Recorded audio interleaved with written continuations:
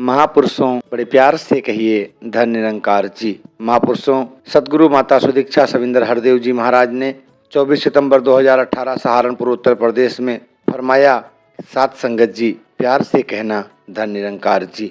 सात संगत जी, हम इस निरंकार के ही अंश हैं, यह हमें हर पल याद रहना चाहिए। जितना ज़्यादा हम ये एहसास रखते हैं कि निरंकार हमारे अंग संग है, फिर हम उतनी ही गलतियां भी कम करते हैं।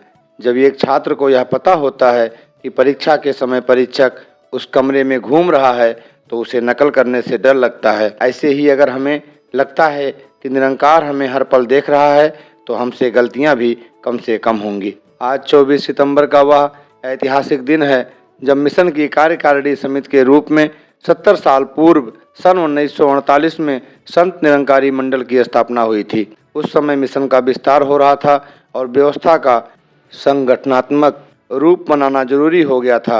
इसलिए उस समय यह महत्वपूर्ण निर्णय लिया गया और संत निरंकारी मंडल की स्थापना की गई। निरंकार आप सब पर कृपा कर रहा है और हमें भी अपनी तरफ से पूरी कोशिश करनी है कि अधिक से अधिक सेवा करें, पल पल सुमिरन करें और जितना ज़्यादा से ज़्यादा हो सके संगत भी करें।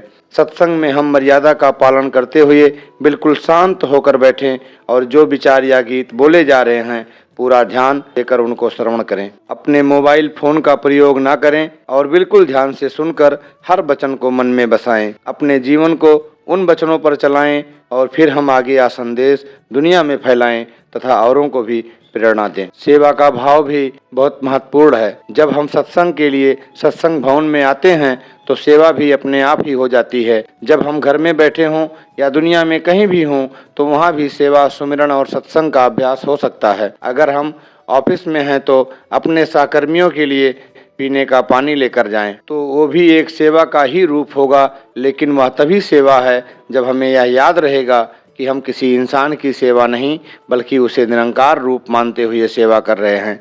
दिन में कोई भी समय निकालकर अगर हम घर में ही आपस में बैठकर सुमिरन कर लें, आपस में ही गुरमत की कोई बात कर लें तो वो भी मुबारक है, वो भी संगत का ही रूप है। सात संगत जी धन निरंकार जी। महापुरुषों, ये माता जी का दूसरा प्रवचन दास ने दिव्य दीक्षा नामक पुस्तक से लिया है।